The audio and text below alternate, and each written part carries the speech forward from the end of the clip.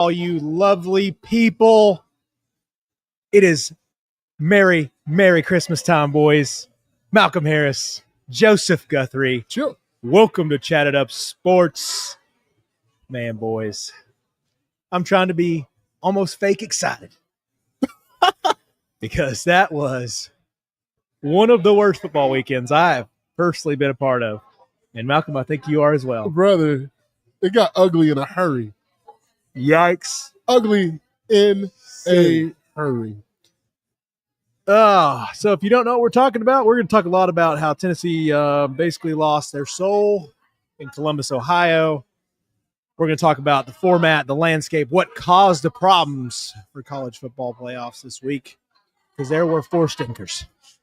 There were a couple times where you felt like games were close-ish, but we didn't get a lot of love, Joseph. We didn't get a lot of love from those games, and I was hoping this would be October 12th or October 19th all over again. College football is going to deliver for us.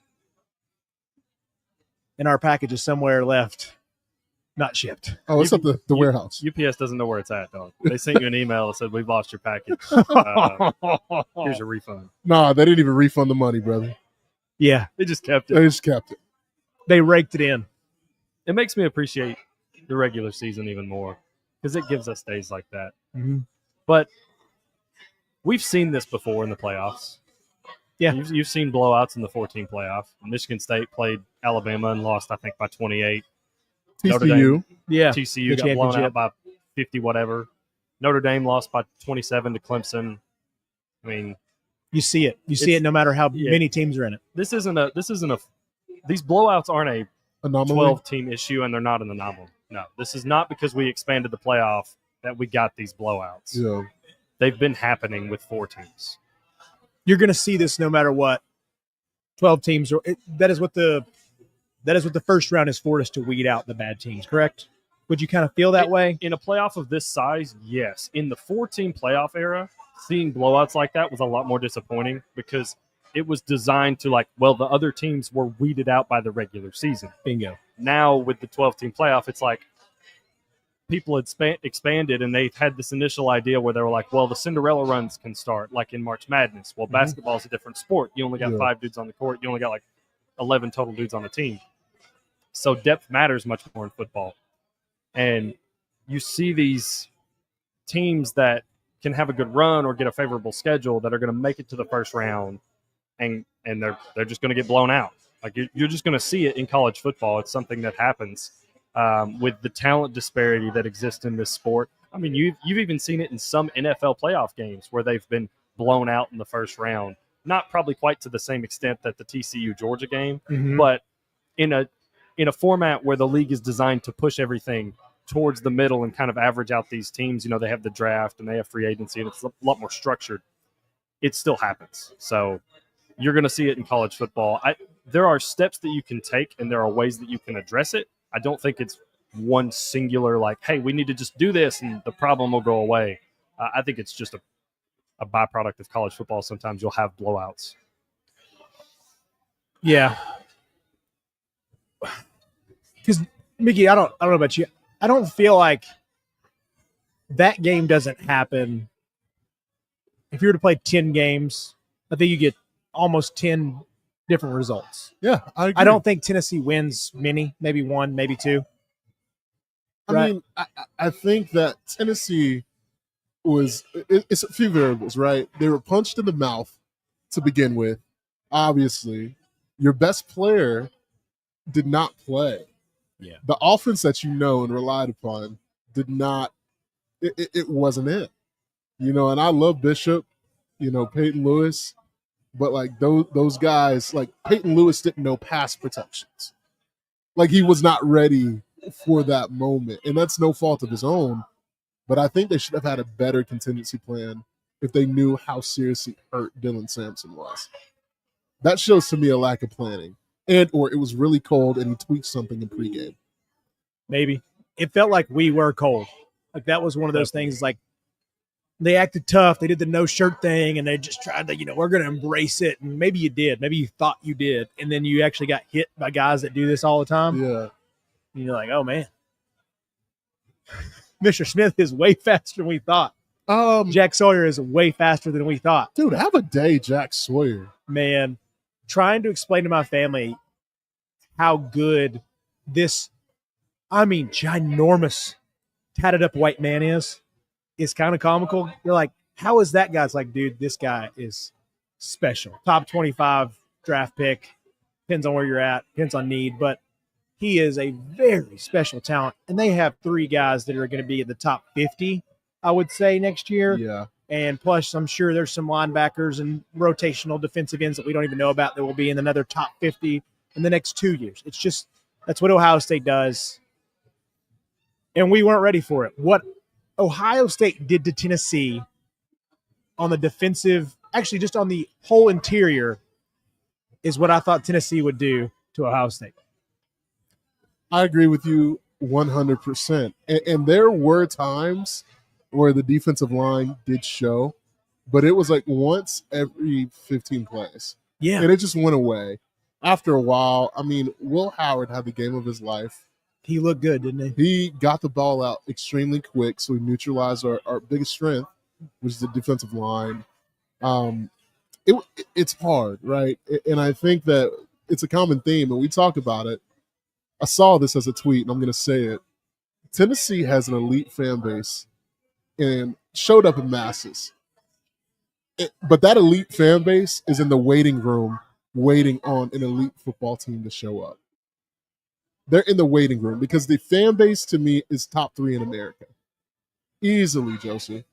That's such a good football team fan base. But you saw youth come about. Nico, when he hit the silencer with the ode to LeBron James, my heart skipped a beat. I was like, man, how cool is this to see? And there was only one point in time where I thought Tennessee would win. It was they were down 21-10, getting ball back at half. I said if they doubled up, the last 4 minutes and the first 4 minutes of any football game are the most important minutes of a game. And they couldn't rise to the occasion, fellas. No. And it's, man, as much as it's like I want to kind of agree with you and say Tennessee didn't rise to the occasion, I think this is more about Ohio State showing up than it is about Tennessee not showing up. Because I think this version of Ohio State that we saw on Saturday is the version that was pitched in the offseason. It was the version that, for a multitude of people and a multitude of networks, their reasoning for picking this team to win the national title. This is what they had built this team to be. And we expected them to show this on a more consistent basis, and they haven't. So while it is, I think kind of easy to say, and it does suck losing Dylan Sampson. That in no way, shape, or form makes this any better. The fact that he did not play, there's nothing you can ever say about Dylan Sampson not playing that will give Tennessee a better chance to win that football game. But kind of like you said, Chase, if they played this game 10 times, if that version of Ohio State shows up, I think they win 9 of them. And this version of Ohio State can go on to – this is the version of Ohio State that can rip off 4 wins in a row and win a national title after they just lost to Michigan. So it's great to see, and it's what we expected to see from Ohio State. But at the same time, I'm also puzzled. And I don't know why it took us this long to see this version of them. I don't know why it took getting beat at home to Michigan for them to show up like this and for the coaching staff to be like, okay, this is what our strengths are. Let's move in this direction. Why did you have to have to out Michigan? Why you shouldn't have to try to out anybody. You should play to your strengths at Ohio State, and you should play Ohio State football. And that's going to be enough for you to win. That's going to be enough for you because you saw what it looked like on Saturday night. And that's nothing to laugh at, that Tennessee defense. That's a great front seven. Your secondary are a little bit young, and we knew that coming in. Yep. The emphasis for the defense was, can the front seven create enough pressure on Will Howard to kind of mask the secondary versus these top-end receivers? They couldn't create pressure. They were able to roll Will Howard, like you said, get the ball out of his hands quick. And if they can put together a game plan like this for that kind of defense, it makes me think that they can put together a game plan to beat Oregon, potentially to beat Texas.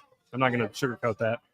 And then to beat, Notre Dame or Penn State or Georgia, whoever comes out of the lower end of the bracket. So they're dangerous, man. They're very Ohio dangerous. State's very dangerous. And if they take this momentum, it felt like Saturday was a statement game. It kind of felt like Ryan Day, the way they called that game, the way they prepared, and the way that they looked on the field was a statement game to carry them the rest of the playoffs. Like, hey, we're going to play Ohio State football and play to our standard, and we're going to do what we want to do. And because I thought, coming out going 3 for 3 and you're up 21-0, it's like, dude, this could get, I looked at my brother and I was like, this could get ugly. And I was thinking to myself, I'm like, there's nothing attached to this game. There's nothing that's been said, no narrative that's been created that would make Ryan Day want to just bury Tennessee specifically. Yeah. It almost felt like it was like, okay, in his mind and in this team's mind, it's nameless, faceless opponent. And we're going to do what we want to do. And if they uphold that, man, we'll get the version of Ohio State we were promised to get. But we got to see how they do for the next 3 games. Yeah. And what he did, like you talked about, the way they schemed this game up was every drag route, every wheel route, which that's one thing that Tennessee has been picked apart for all year since Peely's been out, is just the communication on the edges and what our linebackers have to cover. And when you have Travion, when you have Quinshawn, like this is a very tough game for Tennessee linebackers. But when you're not going to blitz, which we were scared to get picked apart, which it happened anyways, Ohio State can take advantage of you, and they neutralized any pass rush because, as you mentioned, Will Howard got the ball out so quickly and so on time. Not like it's one thing to do it fast, but it's one thing to do it fast and smooth. Like you have to hit this in stride. As soon as you hit your 2-step drop out of the shotgun, pop, pop, gone. Yep. And we couldn't do anything because after a while, those linebackers could not cover that crossing route, or they couldn't cover anywhere on the edges. Like it didn't matter what route it was, what scheme was in, and whether it was a quarterback draw, like it just tore Tennessee apart. And then you're spread out so wide, Will could do whatever he wanted. Absolutely. And I appreciate the level that the cornerbacks went this year. But if that defensive front's not going to get any pressure, they have no chance. They are good, and the front helped them out in a lot of games, but they are not as good as the numbers showed, in my opinion, because of what you had up front at times. I think Pierce had a higher PFF rating than what I saw. Yep. But to me, this was the same thing as Georgia. Like the 2 best quarterbacks passing wise, and Will is a good passer. Like you saw that. Like there were 3 throws that were pro level throws. Granted, you're throwing to a legit number 1 future wide receiver in Smith. For a fact, yeah. No doubt about it. And then if Ibuka is going to be a very, very good, I think he's going to be a very good wide receiver in the NFL.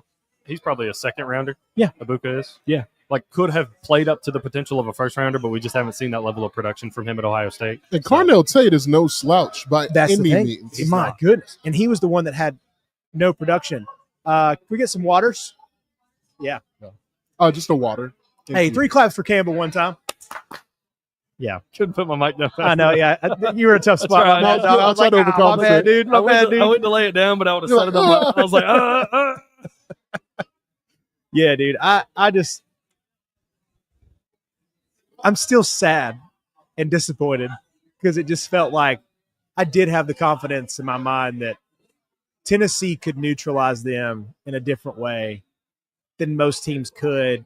We play cold weather style of football. We heard that all week. That's a buzz phrase that you heard from every analyst. But dang, dude, I couldn't believe how well Ryan Day called that game and just eliminated anything Tennessee wanted to do defensively. And it's hard to recover from. You know what's even crazy? To me, man, we talked about it, but Tennessee traveled, according to Kirk Herbstreit, it was the most incredibly well. I mean, the most fans at a college game day of the opposing team in his 29 years of doing college game day. Rednecks with paychecks, baby. I mean, just out there in the freezing. I just feel bad because I told you guys, like, I was not going to Columbus, but if they won the game, I was going to the Rose Bowl. Yeah. I felt like half of Vol Nation was doing the same thing. So I don't even think that's everybody. And they did it like that. Yeah. So I feel for him. I will say number 8 in orange and white is going to be a superstar. And people I'm seeing on social media blaming him. I'm like, did we not watch the same football game? I don't get it. Unbiased opinion. Like, what is your thought on Nico's performance? It felt like, first off, that man's shifty. Yeah. For 6'6", to be long, lanky, you would think you'd be kind of like an awkward runner like that. That man's shifty. Yeah. So props to Nico for that. Thank you. Secondly, shout out to Campbell once again. Campbell. We appreciate it. Thank you. Secondly, I saw something that you can't teach, and that's grit. It's cold. You're playing against Ohio State's stout defense. They're going to hit you. And at times where it felt like the only way you were moving the ball was Nico pulling it down and running, didn't hesitate. I mean, the man cracked his helmet. He cracked his helmet, for God's sake, to move the ball. Yeah. And that's something that you can't instill into a player. They just have to have it. And I think that's a good sign for him. As far as his development as a quarterback, that game was kind of a hard game for me to digest looking forward because, number one, I didn't feel like he had the most time. Number two, your receivers are battling injuries. I heard Mike Matthews got thrown in the game at one point. Yeah. So that's kind of a sign of like, hey, he hadn't played much all season. You're going to throw him in a college football playoff game on the road, probably because you have to, not because you want to. So I'm still positive about Nico. I was always a 2025 Nico guy because it's his first year starting. I'm going to give him some grace. I think his ceiling's still there. Yeah. I don't think I saw anything Saturday that makes me think, well, Nico's not really going to be that guy. I didn't see anything from him that on Saturday that said that to me. No. I saw a level of grit and make things happen for the first time in a while. Like this is a rough game passing. I mean, this is the second time he's thrown for over 30 times. And this was the lowest yardage total he's had all season. All in all, just a bad passing game. It was both versions, both sides. I thought the receivers never came back to the ball on a few passes, and I thought Nico missed it. But also, in the second half, you only had 4 scholarship wide receivers. 4. That's all you had left. And you're also having, with Dylan Sampson being out, you had mentioned it, Peyton Lewis at times looked like he didn't know the protections. He no didn't. idea. So he literally did not. You're lining up every play. Nico's having to be like, all right, Peyton, you're doing this. Peyton, you're doing that. So, I mean, it was hard for me to, with all of that going on, really look at Nico and be like, well, he was the problem. Never. I don't think so at any point during that game. It's tough because it's just so demoralizing knowing that they're both in college football, meaning Ohio State is a program and Tennessee is a program, both ranked in the top 10, and they look eerily different. Yeah. Like Ohio State looked so good in terms of depth, and Tennessee just didn't have it. Like, to put it in perspective, I think Carnell Tate could be the best receiver on Tennessee's football team. Yeah. I would take him over Dante Thornton. That's just me. He would have the highest ceiling without a doubt. The highest ceiling. If he's the best right now as he is as a player, I don't know, man. I still might take him over Deontay Thornton. So, like, I don't know, man. It sucked because I was telling the group chat, I'm like, man, like, I felt that we belonged, and all of Vol Nation felt the same way too. Yeah. And just to have that, it's like, it's kind of a bad taste in your mouth. It is. And I still feel like the Tennessee team that made it belonged. Resume was good. And if you're going to sit here and tell me that Alabama deserved to get in, it's like, we beat that Alabama team. Yeah. So they got beat by a playoff team that got smoked in the playoffs. So how deserving is that team? Because that doesn't make any sense. One of the bad blowouts was to a team that you lost to. So I don't understand, like, who else would we put in? Tennessee deserved it. Can we, and I know we want to recap all the college football playoff games. I certainly don't want to miss any of them, but can we, I'm glad you brought that up. Can we segment to specifically the format and addressing the blowouts? Yes. And also, did y'all see Kirk Herbstreit's comments about, more or less, he said, we should reevaluate these teams, and you shouldn't just look at wins. You shouldn't just look at they have 11 wins. You should reevaluate strength of schedule, things like that. Did y'all see his comments post-game with that? A little bit, okay. yeah. There's a couple of things. I have a couple of thoughts on this as far as the playoff goes and the blowouts and things like that. Number one being, this isn't the committee's fault. These blowouts are not the committee's fault because they were given a format that they had to abide by. And the format that they were given forced them to have some of these matchups. Like it forced SMU to go play Penn State. And it forced Boise State and Arizona State to have to play or to get byes, instead of us having potentially SMU and Boise State playing a first-round game and Tennessee playing Arizona State instead of playing Ohio State, who, for all intents and purposes, had they not had their blunder against Michigan, probably was good enough to be a first-round bye team. Yeah.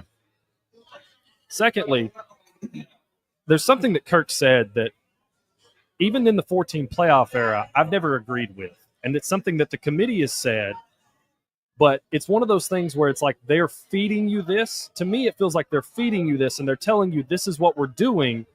And I'm looking at it and I'm like, I don't agree with that.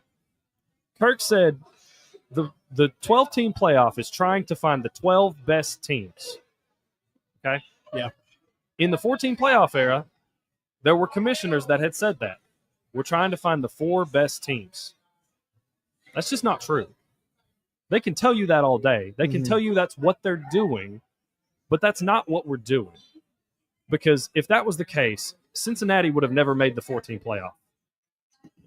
They wouldn't have. Because at no point in time were they the 4th best team in college football. Now, did they deserve a shot? 100%. Yeah. And I'm fine with them being in there because of them deserving a shot. But don't sit here and tell me we're looking for the 12 best teams when I can tell you, looking at the bracket, you're not. Arizona State's a great team. Absolutely. They're a phenomenal team. But they're not one of the 12 best teams. No. At the same time, and my third point is if you're going to build a 12-team playoff like this, if you're going to throw in the 12 best teams,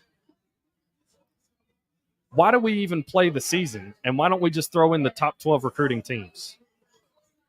Like you kind of, and for a long time I fought against this because I was a 4-team homer. I'll out myself. I was a 14 guy because I loved the emphasis it put on the regular season. I thought it was a truly a way to find the elite teams in the sport. And it really rewarded teams that did not mess up in the regular season, more or less. But you have to reward teams for playing the season. You have to reward teams for going through their schedule and winning their games. Yes, Indiana had a cakewalk of a schedule.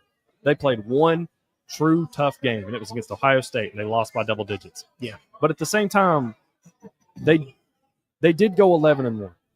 They deserved the shot to play Notre Dame to play in that field. Now, if they had played Arizona State, would we have probably had a much more competitive game? Yeah. If they would have played Boise State, could we have talked how about Indiana would have made it to the second round of the playoffs? Potentially. We don't know.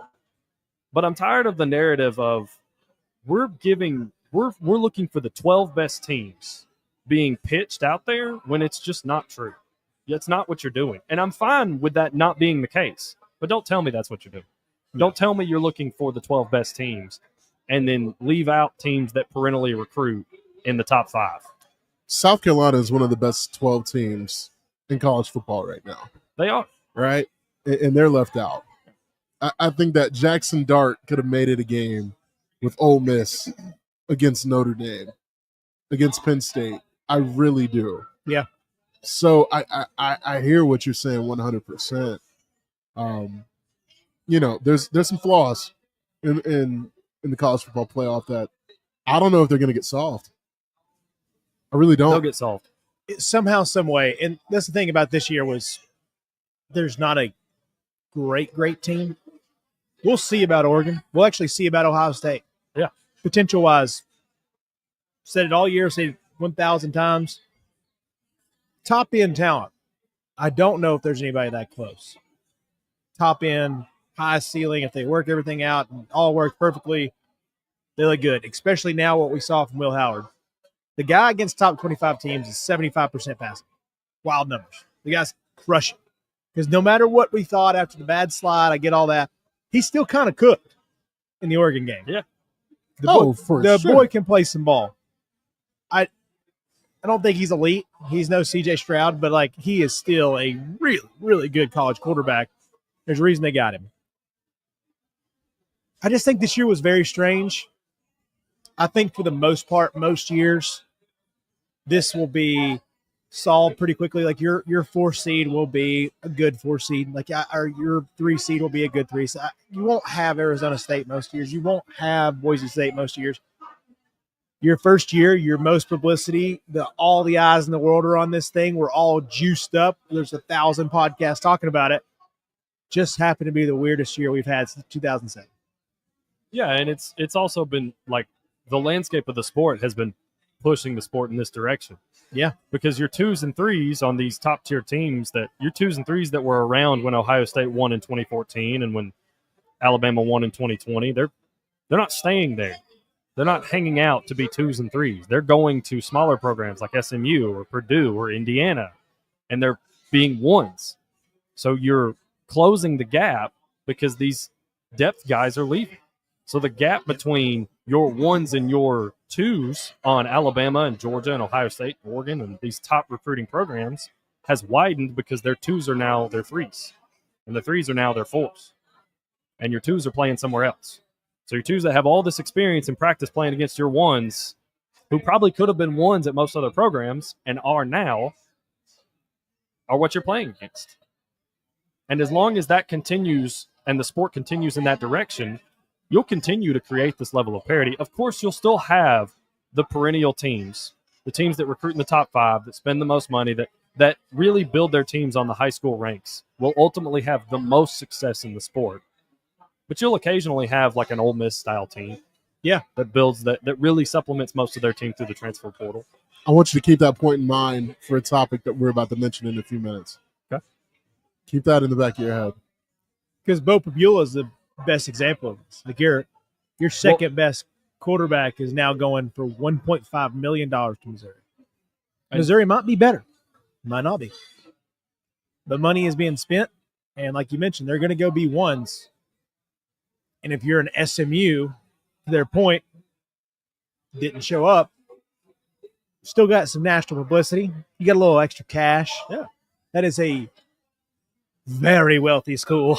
Oh, they'll be fine. Those guys are going to be very well funded in the NIL. They're going to really build that program up. That's going to be that's a scary place. There in Texas A&M, it just feels like there's a bunch of 100 millionaires walking around, dude. And they're Peter Millar and their Roback sweatshirts. Like, that's what they're doing, big Peter dog. Millar is Peter flowing. Millar. Yeah, dude. SMU's so Roback, nice brand, right? Now there's only a certain amount of schools that have that kind of level of walking around money, you know? That's what my grandma used to say, a little pocket change. You can go spend $100, $150 on a vest. SMU's a school on there because they're like, they can pay for it.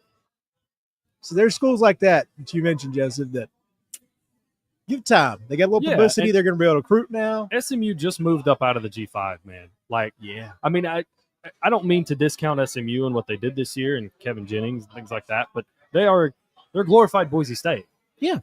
I mean, they moved up.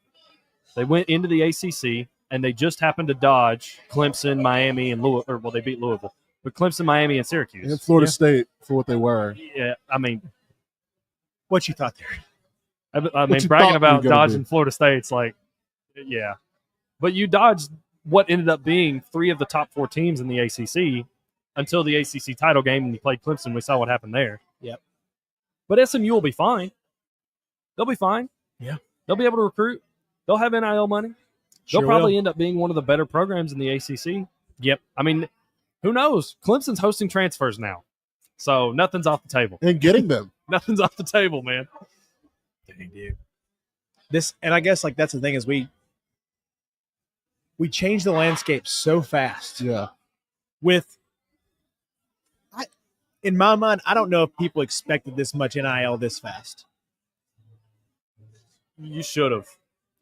Yeah, but I don't think people did. I Yeah. think we knew numbers were going to be high, and I thought we were going to get a lot of. I think the public perception was we'll get a lot of used car sale guys, and we're going to get a lot of this, and that changed very quickly. No one expected $12 million for Bryce Underwood Yeah, from the University of Michigan. Yeah. No one expected $8 to $9 million for Jaden Rashada from the University of Florida. nobody. Like no one thought Tennessee's going to pay $8 million for Nico. Like no one thought that's how high your figures were going to go, and here we are. Yeah, and I think people don't quite understand the donor situation in college is more than you think, even at small schools. And people care too much.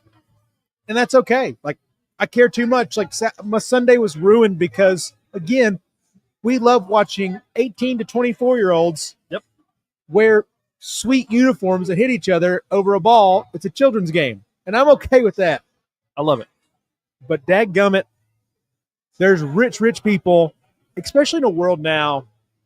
Yes, $1.5 million would change my life forever. And it ain't like not even close to anything I've ever made. But I'm just saying, to some, that ain't that crazy. We're in a world where that ain't that crazy anymore. And so them dishing out 1.5 to a quarterback they think is going to be pretty daggum good that could change their landscape, they can do it. Donors are okay with it. And also, look at the bag that the colleges got just for going to the playoffs. You get $3 million just in travel expenses. $3 million.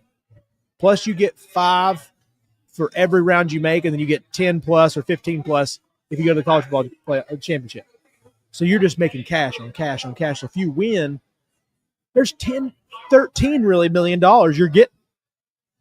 I don't even think about it like that. Yeah, man. Money talks more than it ever has. You mentioned something about kids being 18 to 24. You know, there's recently a ruling, the Diego Pavia rule. Basically, you can now go to junior college for 2 years, and then you can still have 4 full years of college experience, whether that be basketball, football.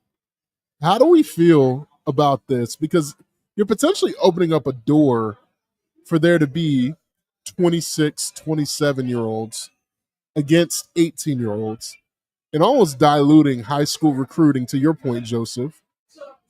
I mean, how do we feel about this? Go get a job, man. Go get a job. Or go to the league. Straight up. I mean, like, I get we want to give guys their shot, and some guys, you know, go to JUCO. I mean, I can't really talk too much about JUCO. Thank you, Stetson. But I mean, get a job, man. Get out of college. You shouldn't be playing college football at 26, 27, 28 on a regular basis. I can do this because of a certain rule. Like, there are extenuating circumstances, without a shadow of a doubt. That happens. But it should not be a norm where it's like, hey, we got like a couple of 26-year-olds on the team this year. What? Why? Oh, because this JUCO rule came out, and you know they can play a couple of years now. Dude, go get a job. Go get a league. Like, and I'm not mad at the players. I'm not mad at the athletes for using their leverage, getting a bag, because this is the most money any of them will make. More than likely the most money. No any of them doubt will make. about it. Like, a majority of them will never make this kind of money in a 12-month span in their lifetime again. Right. So I'm not faulting the players, and I'm not faulting the athletes for doing what they've been given the opportunity to do. Let me just get that out there first. But at what point does college athletics stop becoming college athletics because half of your team isn't in college anymore? I mean, they're still registered students because they have to be, but they're taking like 1 class, 2 classes maybe, and they're really just athletes. Like, if you're going to do that for 26, 27-year-olds and allow them to play, why not just let 18 and 19-year-olds major in football and just play football? Yep. That's what it is now. Like, why force them to go to college and get a degree, and why not just let them major in football and play football for you? If you're going to keep these old-ass dudes there. Yeah. That's just me. I think for me, and I know they could never do this full ruling, but for somebody like Pavia, it's almost like a retroactive rule. If you are in college and you were in JUCO and you are unable to reap the rewards of NIL while you're in college, I think then you're allowed to do this. But I don't think this should happen going forward. It's one of those things like if you were in college at that time and you didn't get any part of that because you were in an era that didn't have NIL, you shouldn't be allowed to continue on. Because that's mostly what this is about, is the money factor. And I think it's going to course correct itself because we're going to have a lot of misses soon. Like, I don't think Bo Papula is going to be this $1.5 million quarterback in my mind yet. I don't think so. Maybe I'm wrong. Maybe he brings enough contention to Missouri, but I don't think so. So I think a lot of donors, but I can't keep doing this every year to get like mediocre quarterbacks. Who was that kid down in Miami that they signed for $4 million, a 4-star quarterback? You remember that guy? If you don't, that's why. Yeah, that's probably why. So these donors, sure, unbelievable money. Like some of these wealthy donors, like it doesn't even make sense to me how much money these guys have, and $1.5 million is like tossing out $100 for us. Like, you know about it, but it's not like that big of a deal. Let me pose another question to you. So I'm coaching a college football team. Let's just say Ole Miss for the hell of it. Would I rather recruit in high school and develop, tap into transfer portal, or am I going to go the JUCO ranks? Because hear me out. If you get a JUCO quarterback has already played 4 years of high school, 2 years of JUCO, you redshirt him, and you can have him for 2 more seasons, right? Or like, how does that work? Like, there's going to be like a 26-year-old starting quarterback in college football who then, if he's great, gets drafted number 1 overall. He's going to be on a rookie deal until he is 32 years old. If he gets franchise tag, he's 33 on a rookie deal. I mean, you're kind of already seeing that in the league now with Bo Nix and probably Dylan Gabriel next year. Yeah. I mean, with all these COVID rules, that's what it'll look like, more or less. It just won't be called COVID rules.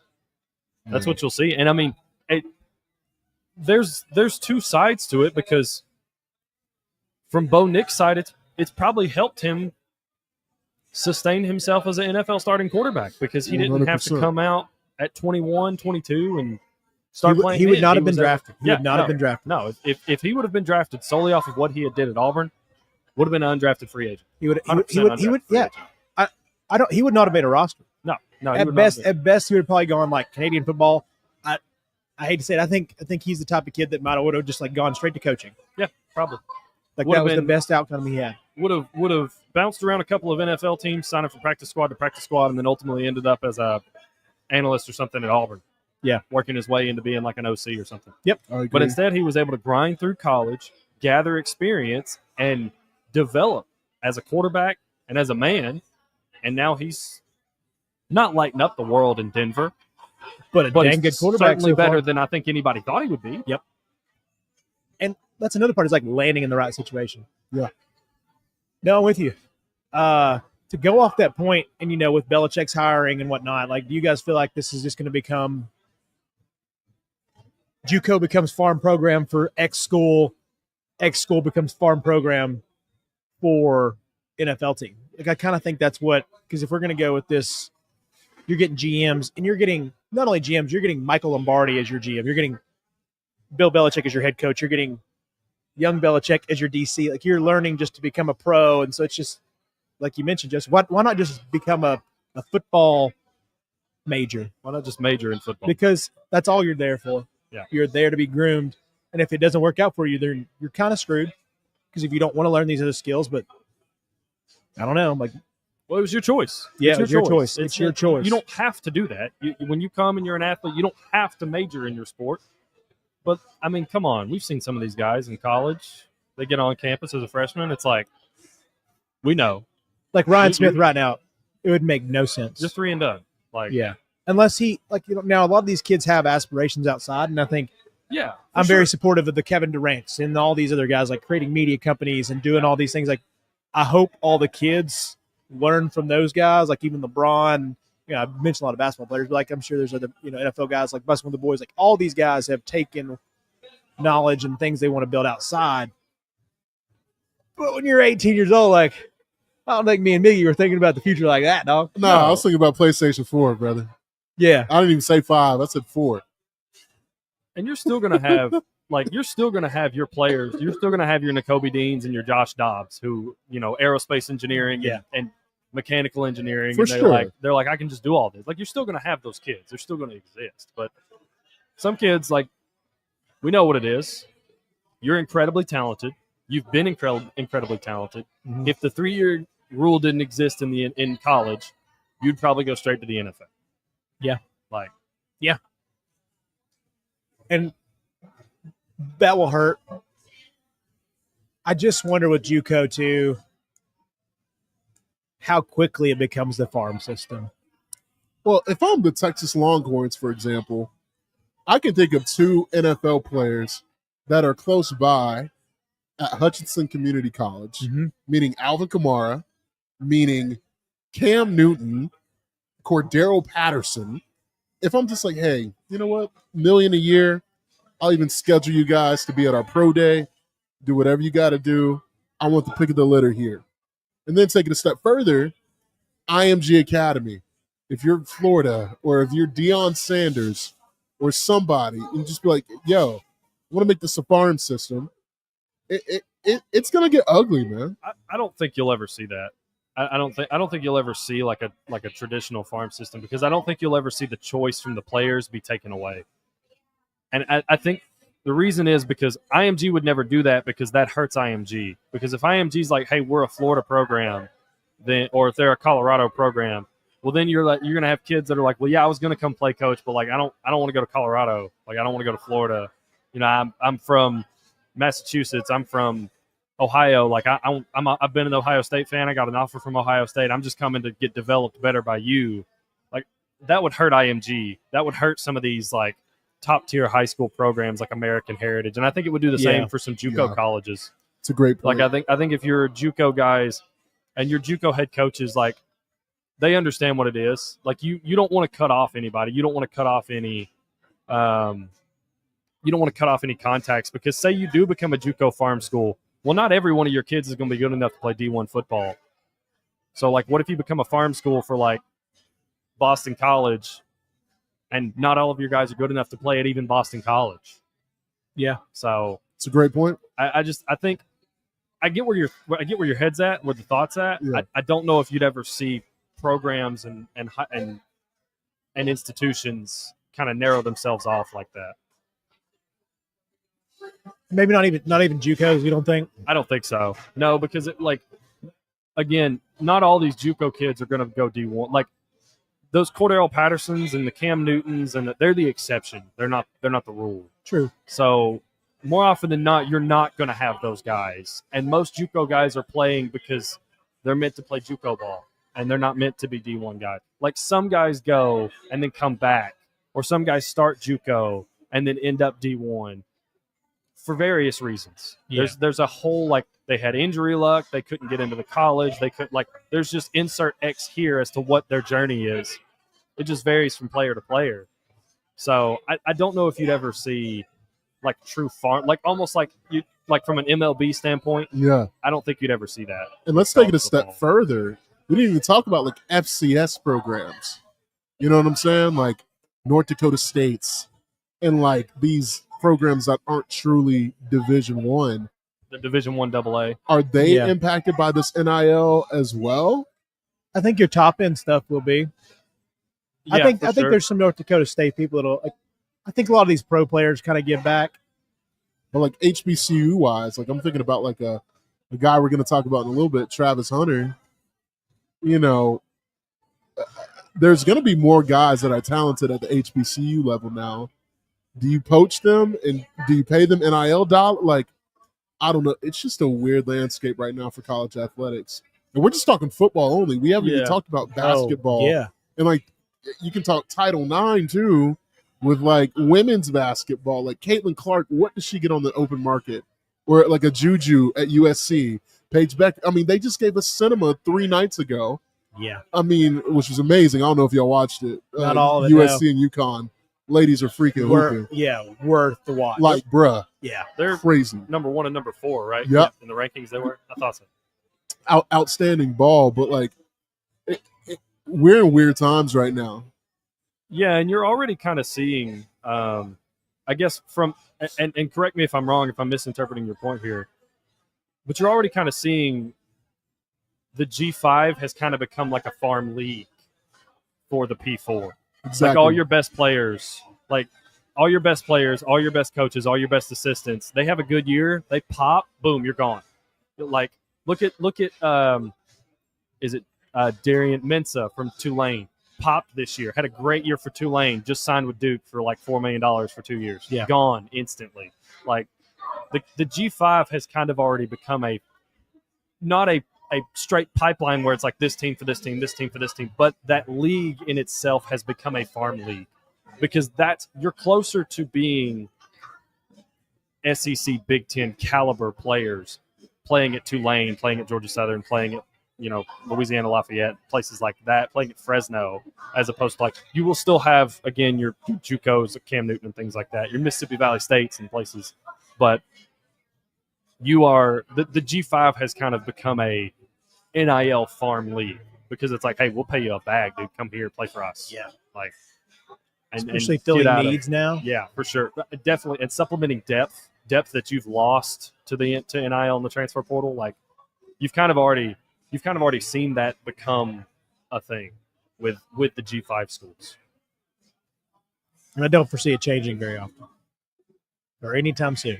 I just don't see how this is all going to change, but it's a messy situation. It is. It is. Next week won't be too messy, boys. Next week will not be too messy. Thank you for putting in the odds. Brought to you by FanDuel this next week. Got some spreads for you, big dog. Okay. Penn State versus Boise State. Penn State is a 10.5-point favorite. Over the higher seed. Texas, 13.5-point favorite over Arizona State. Yikes. Higher seed. And Ohio State favored over Oregon. 2.5. 2.5 points. That's changed already because it was like 1, I think. I think Georgia was a 1.5-point underdog. And now it's switched over. Yep. Everybody changed that. Yep. That Notre Dame hop was real. They looked awesome. They did. They looked really good. And I think a lot of people I think Vegas knew that Carson was out. If you haven't seen it by now, just so everybody knows, Carson Beck did have surgery on his UCL and his elbow. So Carson's done for the year. If he's done as a Georgia Bulldog, I don't know, but that's here nor there. That can wait till the offseason.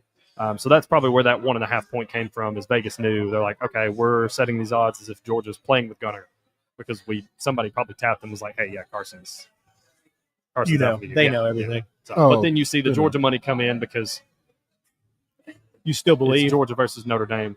Yeah. Do I still believe? Obviously, you still believe, right? I do. Yeah. Yeah. Even after what you saw at Notre Dame? Yeah. Yeah. Yeah, I think Georgia's a bad matchup for Notre Dame. Why so? I don't think Jeremiah Love will have the same success, and I don't think they'll be able to run Riley Leonard. So if Riley Leonard has to throw the ball for them to win, I don't like Notre Dame's odds. Even with Georgia being on a kind of, I don't want to say hobbled offense, but you also, at the same time, if you're Marcus Freeman and you're the Notre Dame staff, you don't know what you're getting. You have a half of film from the Texas game to watch Gunnar Stockton. And it feels like a rushed, very unprepared half. Yeah. It was very simple. Like what Tennessee did the same thing when they got all the injuries. They're like, we're just going to run right. run left with the quarterback and run options and run a few RPOs. I think for the most part, we might see a totally different. Like I think Gunner can sling it. Clearly, the guy's got passing records, so there is an arm there. Yeah. Oh. Over 3 weeks, 2 weeks to prepare. Yeah. Over 2 weeks. I mean, they've probably known. The staff's probably known since the SEC title game. So however many. When was that? That was December 3rd. Yeah. Oh, so they've had 3 almost weeks, 3.5 weeks. So you'll have, to you'll have install Gunner yeah. as the guy. Yeah, you'll have a And month. I mean, my most concerning thing with Gunner is his confidence. Yeah. Because it's just if his confidence gets right, and then Notre Dame 100% can win this game. Like I'm not trying to say they can't; they very much can. It's probably the best secondary in the country. This is one of the better Notre Dame teams that we've seen. So I worry about Gunner's confidence coming in early, and I really want to know what they're going to try to do with him because I think they'll run him more than they wanted to run Carson. Mm-hmm. Not that he's that much more of a dynamic athlete, but I think he is a more true runner than Carson. I agree with every single line but the Georgia line. I think Notre Dame can win outright, which means Georgia's going to win by 14, but that's how my look's been lately. This feels like a pick-em to me because of the matchup in the quarterback versus the secondary. I really think Notre Dame may have the best secondary. I think Xavier's just the man. Physical. So physical. They look so good up front too, in a lot of cases. But I'm with you. I don't think Riley and Love are going to be able to run like they did. You're not going to see a 98-yard touchdown against Georgia. But seeing Jeremiah in the pregame, did y'all watch a little bit of that on game day? I didn't. I missed that. Okay, so his interview, I was like, oh, this dude, he's awesome. This is a dude. Like, this is a guy you'd want to hang out with, but he's also like, yeah, man. They asked him about his confidence. Like, I got my confidence because I got a great support group, and he mentioned everybody, and then he goes on. He talks about, well, I've always been a pretty good athlete too. It's like it's been easy. I was like, oh, he knows he's like the best athlete. He knows he's a dude. I think that's one of those things. Like when you know you're a dude, and the way you say it, like he's like, man, I'm a dude. It's like, no, I don't believe that one. It's like, I've been a dude. The way he said that, I was like, man, they're so screwed tonight. It's like one of those interviews where Jeremiah, when did you figure out like you were good at football? Well, man, I just kind of started out running everybody, and I was just kind of like, oh, I think I'm pretty good at this. Yeah, it's like, oh, okay, yeah, that guy's he knows. That guy's legit. Yeah, and he is, man. Jeremiah Love's 100% legit. I just I think he's over 8 yards a carry now. That's insane. That doesn't make any sense. That's insane. But yeah, I don't know. We'll fully preview that game. Yeah, which we did not think about. And I'm with you. I guess while I'm on break and doing the home work from home life, I've not really got a great, and plus I'm a child, like I've not got a great concept on days and time frames. Like everything's going fast, but also slow at the same time. For sure. Yep. That I'm like, oh, New Year's will be like we'll have our game Saturday again. It's like, no, they're not till next Tuesday and Wednesday. Yep. I had same thought. I was like, oh yeah, the games are in the next. I just assumed they're the next Saturday. No, they're on New Year's Day because foolish of me to assume the Rose Bowl was going to give up their New Year's Day game. That was well, no, you said that, and I was like, totally agree. You text that in the group, or we talked about it last, whatever it was, and I was like, yeah, that's so right. That we would definitely play on the weekend. They wouldn't go 10 to 11 days, but they're going to go 10 to 11 days. Yep. Y'all know how crazy I am? What I forgot? If you lose in a college football playoff game, that is your bowl. Yeah. Yeah. Oh yeah. You're done. The 12. It's so new that it just doesn't make sense. Like you don't get a bowl game. It's not even just that you're playing like a playoff game. It's like you're playing in the Peach Bowl. Yeah. Like your New Year's Day bowl game is a playoff game. Which I mean, it's been that way for the 14 playoff, but it was just 2 of them. Instead, now it's 4 of them. I mean, I was just thinking like this first round, like Tennessee is not going to a bowl game. Nope. Your season's over. Like done. Yep. Like Cooper May has played his final game, and I'm like, that's really sad. It's a shock, isn't it? To go out like that? Yeah. I don't know, bro. Pierce lost a lot of money. Like, yeah, we lost a lot of dudes, man. Same thing for SMU's done. Indiana's done. Yeah. Clemson's done. Which, hey, put a pin in Clemson next year, dude. Watching them versus Texas. Did y'all watch that game? Yes. Yeah. Put a pin in Clemson for next year. Dabo and his voodoo magic. They're going to be good. I don't know how good. Cade's good. Those receivers. Oh, Cade is really nice. He's coming into his own. Yeah. He is developing kind of nice. And I think also Garrett Riley is developing how to use him. I agree. In a very structured way. And also it doesn't hurt that Bryant Wesco is going to be a dude. Oh, he's awesome. And is it TJ? I'm forgetting the other receiver's name is blanking, but he's also going to be a dude. Sammy Brown is going to be a dude. When's the last time we've talked about Clemson's skill players? It's been a minute. I mean, Travis. The last true Clemson skill player that I think garnered a lot of national hype was Justin Ross. Justin Ross was incredible. Yeah, he was like Amari Cooper-esque. I mean, he had the freshman debut against Alabama, and he just he ran he was so fast. He was like a gazelle. Yeah. He was the number one player, I believe, the number one player in Alabama, and the first number one player in Alabama to not go to Bama or Auburn for like 8 or 9 years. Yeah. Wow. I saw the list of top players in Alabama. Did y'all see that too? Oh, Auburn. Dude, Auburn just Cruton, baby. Soaked it in. Freeze alert. Also signed Singleton from Georgia Tech. Mm-hmm. Freeze is making moves, man. He's got to get a quarterback. They signed Jackson Arnold. That's Did you hear how much for Jackson Arnold? How much, man? $2 million? Wasn't it $2? $2.5 million for Jackson Arnold, bro. So Jackson Arnold got 2 bags, is what you're telling me. 2.5, brother. So he got 2 bags, one from Oklahoma. He's got a bag to go there. Yeah. And now he's getting another bag from Auburn. I'm guessing. I feel like it was like $2 million to go, maybe more. I thought it was 1.5 to 2, but I could be to wrong. go where? To go to Auburn. Oh, it's 2.5 to go to Auburn. Okay. 2.5 to go to, but I can't remember what it was to go to Oklahoma. Maybe it was more. comparable with like Nico. Well, so he might be over 10. Could be close, bro. This is you on that, or you want me to get that? I'm looking. All right. So either way, he's probably 7+. Yeah, easy. You made 7+, and you are a you're not 21. You were a bottom 5 SEC quarterback. Yeah. Like, let's be honest. Like, he was a bottom 5 SEC quarterback. Yeah, we made him get benched. Tennessee did. Dog, we are back to the NFL draft. It's just like all potential. Because there is a world where you're like, maybe Jackson Arnold can be good if we found the right place for him. But these are kids. I don't know. This ain't cool what NIL was meant for. Yeah. I think NIL is meant for the Johnny Manziels of the world. His NIL deal for Oklahoma was 2.5 to 3. All right, so he's made $6 million. His former Elite 11 MVP. Like, he had the accolades coming out of high school. Yeah. 5-star quarterback. He was awesome. Yeah. I thought he was going to be a dude. Like, I thought he was going to be the next guy at Oklahoma. I didn't think he was going to be like Baker, but I certainly thought he was going to be better than he showed. But I think part of that's also his situation. Like, they fired their OC. Yeah. He went there to play for Jeff Lebby is really why he went there. And then Jeff Lebby leaves. So. Well, good for Auburn. The SEC is better when Auburn is good. I like it better. And I think now Oklahoma got a guy.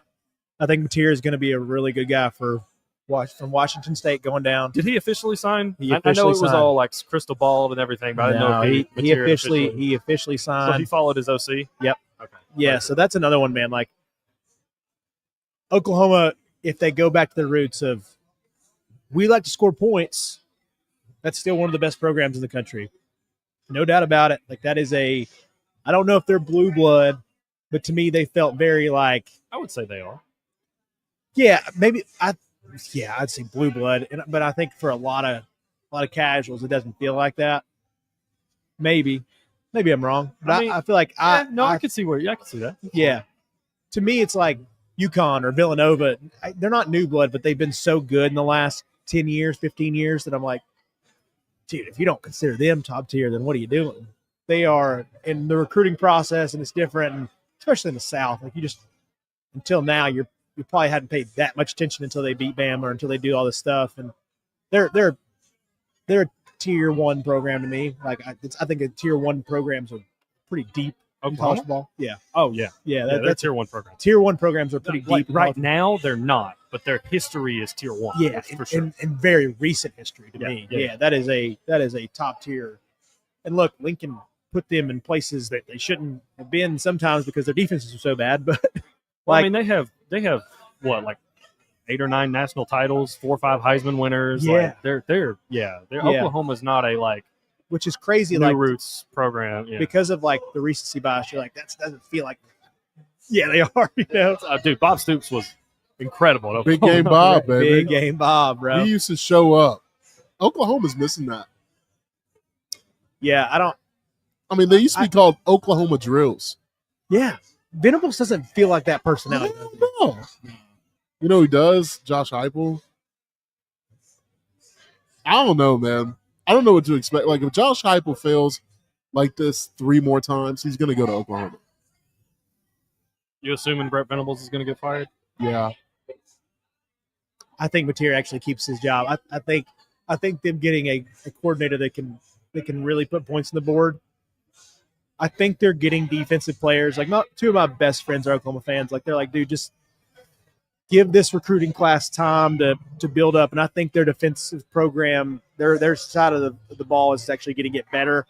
And if you have a guy that can go back to the Oklahoma roots, what they've been with Baker and Kyler and all these guys, they're going to be able to score now. If they can score and match a little better defense, they're going to be back to crap. We got to watch out for Oklahoma because they're, especially if we shift everything to what it should, or try to progress forward on getting the 12 best teams. Oklahoma gets some points on the board. Might be a different talking to, man. They That's had going no to be receivers either, bro. Yeah, They had they no- were missing like us 3 were out there playing. pretty much. We probably could have walked on and played receiver at Oklahoma. Are you a warm body? You got 2 hands and 2 legs? Can you run? Yeah. Okay, Yeah. sweet. We'll throw you out there. Here's a pad. Here's a helmet. There you go. I think that's one thing I'm going to train for is I still have 4 years eligibility left. Same. You know, I think I need to get this body ready just in case. Because you guys talk about 26-year-olds.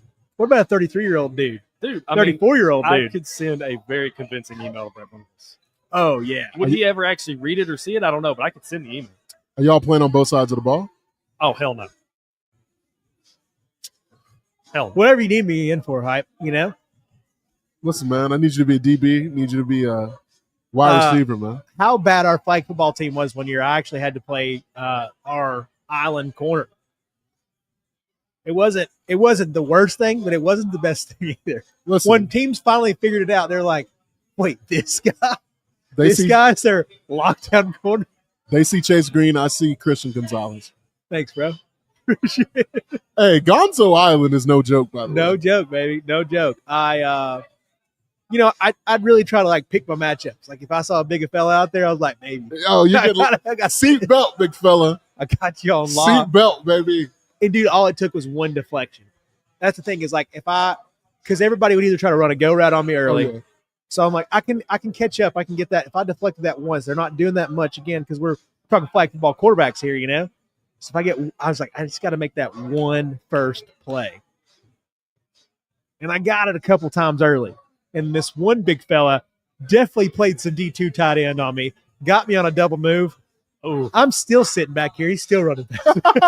That was 9 years ago, boys. Ooh. He got me on this double move, and I was like, uh-oh, they figured me out. We're done. I'm cooked. That's all I got. I've been putting on this facade for years. And then they finally got me. So I don't know if I can play both sides of the ball. But, dude, you want a practice squad warrior, a leader of men? A leader of men. That's what I'd produce out there for those guys. Bro, there was this guy one time in intramurals. I saw him hit somebody with a corner post. And, I mean, I'm talking, you could have said that was the white Justin Jefferson. He's got it. I mean, buddy, at least no lot, 15 yards of separation. But I was like, yo, wrap this shit up. Let's go to pizza night. Yeah, it's over now. It's over. Like, what am I going to do? There'd be sometimes like you'd go play in a flag football league and you're like, what are you guys doing out here? Like, bro, go help Justin Worley beat somebody, man. Yeah. Like, what are you doing? Yeah, it's like, like there's an actual football team that you can go play on. Yeah. Yeah. It would make me laugh sometimes. I'd watch these guys play, and we had a pretty good, solid squad. I surrounded myself with a lot of good friends who were good athletes, but dang, bro, they'd hit us with some routes and stuff. I'm like, sorry about that. Can't cover that guy. Can't. No, it doesn't make any sense. Man, I miss college sometimes, boys. I do miss playing flag football, man. It was a lot of fun. It was a lot I of loved fun, bro. intramural flag football. Stat line, man. I was 2 catches, 12 yards, 1 tutty, man. Dude, they always get you open. Oh, man, listen, we're going to scheme you open. They think you block and just flail out. It's going to be right in your hands. Were you the center? What were you? A little tight end, little, Oh, yeah. Yeah, we had Blocker. 3 down. Yeah. Blocker, tight end. Yep, same here. Yeah. I did that a lot. One thing that I don't miss, do you guys remember like the first time you would go play and how sore your inner thighs would get? Oh, my God. Oh, and the shin splints, dude. I remember that soreness so bad. I felt that just now. Yeah. Woo. But there was nothing like it. That first game, you get a little jitters. Oh, dude. You got the juice going. I loved it when it was a little cold outside. Getting into like November games. Yeah. Those are I the miss days, that so dude. much. I miss that so Did much. y'all have a couple girls out there, too? Just come out, don't answer that, but I'll answer it. There was a couple ladies out there, man. You had to show out one time. Yeah. I know these are everybody loves a good intramural story, but I do remember this one time. I do remember this one time in basketball. Oh, you hoop too. My boys could hoop. Like I had a friend group that could just absolutely ball. And it was us versus the Pike team, right? Level 1, top tier. And we tried to build this. There's like 3 teams, like 3 really good teams. There's like 3 super teams kind of playing for the spot. Then there's a lot of like frat teams and whatnot. They were pretty good. So I had a lot of friends in that Pike team, but they brought like all the sorority girls and whatnot. And my boy Nick looks over and he's like, "Let's cook them tonight. You want to?" And dude, when I tell you Nick is the best pickup basketball player I've ever played with, and you would never expect a 6 foot, real strong white guy, you're like, no way. Best shooter I've ever seen in my life, any level. And man, myself and my partner in crime down low both had 20 and 10 games, but we also hit 33s in a running clock. We beat them like 115 to. Oh, y'all trying to show out. Yeah, but at points then it was like my guys, like my guards were just like pulling up from anywhere and letting it fly and then like knowing it was going in. And we scored like 120 points in like a pickup game. And they were so mad.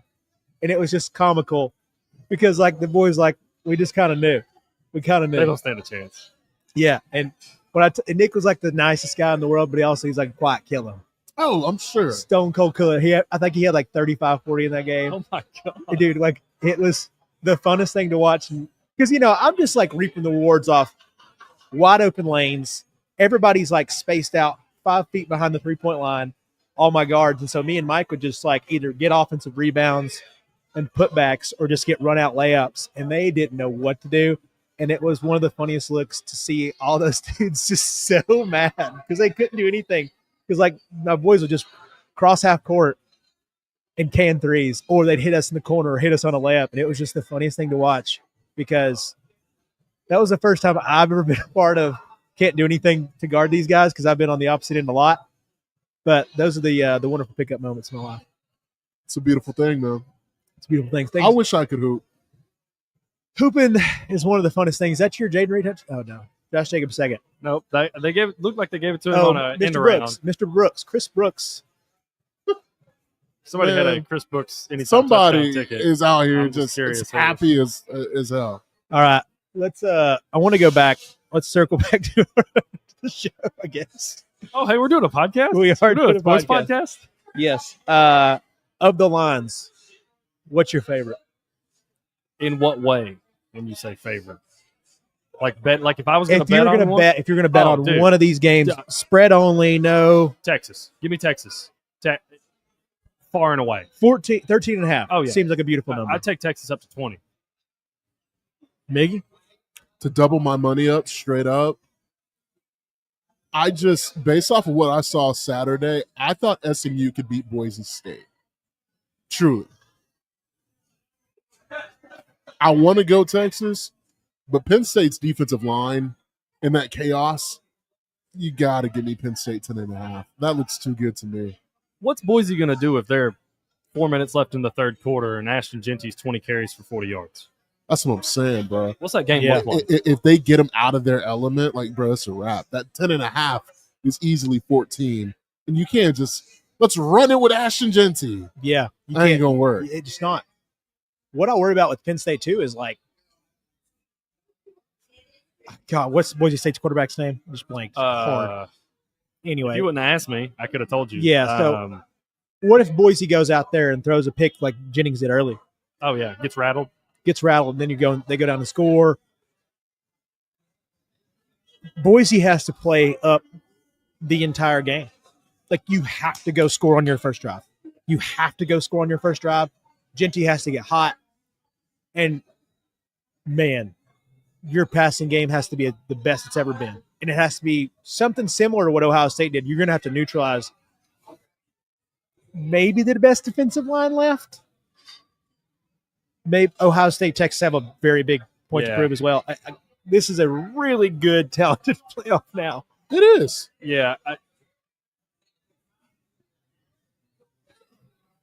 If Boise State, like I said, if Boise State, there's 4 minutes left in the third quarter, and Boise State's Madsen. Yes, Gosh, great name. Ashton Genty's 20 carries for 42 yards. Boise's in the deep end, dude. They've been drug out, and they're going to be drowning. Like, I don't know where you find offense that SMU couldn't find. And part of that we'll put on, Kevin Jennings got rattled early. Yeah. Yes. That's fair. And Kevin Jennings, the Kevin Jennings experience, watching him play football, is kind of, you could get 6 turnovers versus Duke, or you could get, what you got the rest of the year. It was drawn up so perfectly. I think you and me were texting a little bit during the SMU game. I mean, get the first down. Go get the first down, Get dude. the first down. Like, you really cost this team, I'm just going to say it, 28 points. Because you had that touchdown, which easily could have been one. You had 2 pick sixes. You missed another throw for a touchdown. One inside the 6 or 7. Yeah, like, SMU called a perfect game plan, which makes me worried about James Franklin.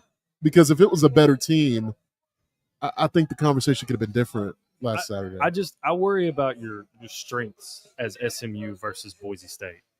Like, I don't think Boise State can go out there and do what SMU wants to do with Kevin Jennings. Like, I don't think that's going to be replicable for Boise State. That's Maddox where can't I'm move worried around about. and juke around, and like, he's not the athlete that Kevin Jennings is. Like, Jennings was just surviving in the worst way. But. Yeah. I mean, it was one of those things where you saw it when Kevin missed that first 4th down conversion. Yep.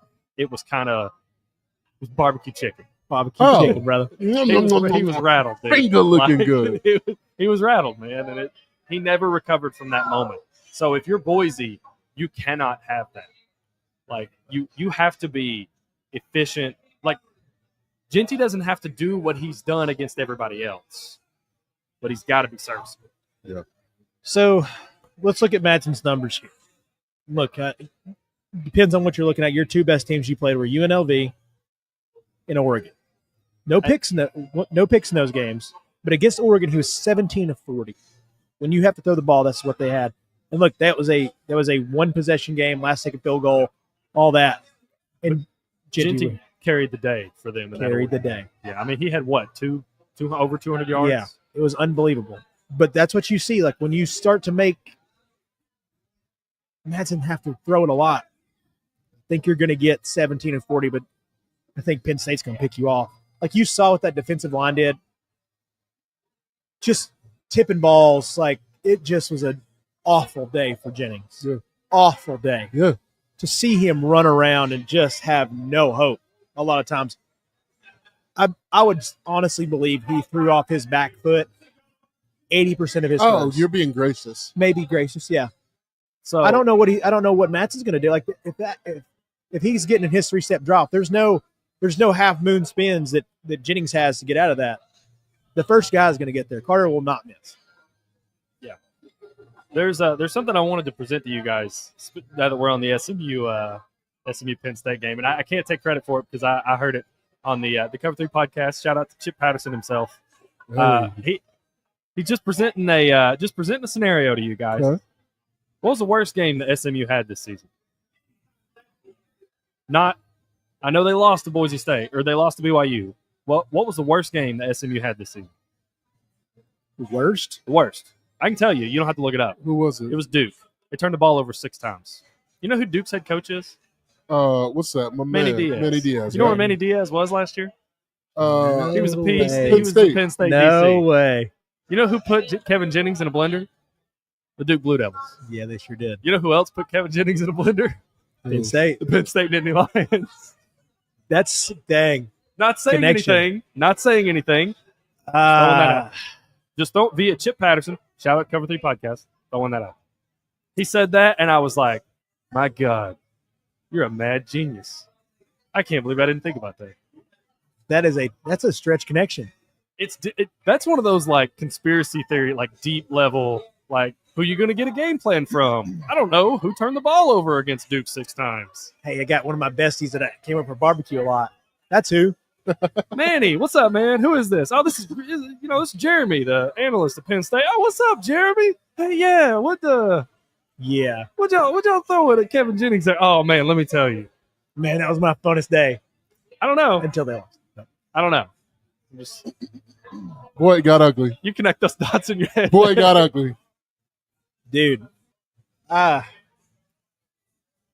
look, who's to say Genty doesn't go off again? He's done it against good. I mean, Oregon is a good football team. If Boise State wants to win, I feel like Genty has to have. It's a legacy game. Yeah. I'm not even trying to overstate this. Like, Oh, he needs to run for 250 and 4 tutties. Yeah. You should have given me the Heisman game. Yeah, Like, for sure. We're going to see Yeah. how good he is. Yeah. This is the moment. This is the perfect team to, like, you want to show up. This is it, dude. Yeah. And James Franklin would let this happen, by the way. I just want to let y'all know. oh, Boise State beating Penn State? Yeah. It kind of feels like it's very James Franklin. You got Well, your I big don't win. know, man. You got your big win. But no, I don't think this is it. No, this actually feels like the opposite to me. This feels like the game James Franklin wins. And then you lose to Georgia or Notre Dame. You lose the actual big game. This You beat team who looks you're good, supposed to beat, and then you lose to who you're supposed to lose. That feels like James Franklin is to me. Yeah. What does worry me about Penn State, though, is thank goodness for their field position, because I thought SMU got their offense pretty good. I did not think that the Penn State offense moved. It did not look like it did against Oregon. It didn't move at all. I mean, you got to think. They were up 21-0. 2 of them were pick sixes. Yep. Other one, you had the field. You start from their own 45? Something super close. Yeah, like they were doing. Drew, honestly, was really bad in the first half.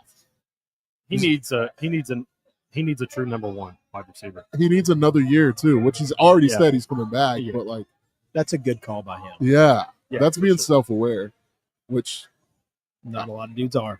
I think Carson's coming back. I would love that. Where's it Personally, at? I would love that because we also we signed Dane Key from Kentucky, who was their best wide receiver. We hosted Zachariah Branch. I don't know anything. I haven't heard anything. He's probably not going to go. I'm just going to. I've heard it's We between you hosted- guys and Alabama. We hosted Zachariah Branch. I would hate you so much. I would. I'm just not even going to talk about it. He's Percy Harvin reincarnated. That's as close as we're going to get. Yeah, like he's dynamic. I don't know what USC was doing this year. I didn't watch Making me games, I look like a guess. Fool. Getting manhandled on the line. So, like, him and Deuce Robinson. And Deuce Robinson's gone with to the Florida State. Yep, committed to Florida State. And he was a very Brock Bowers light.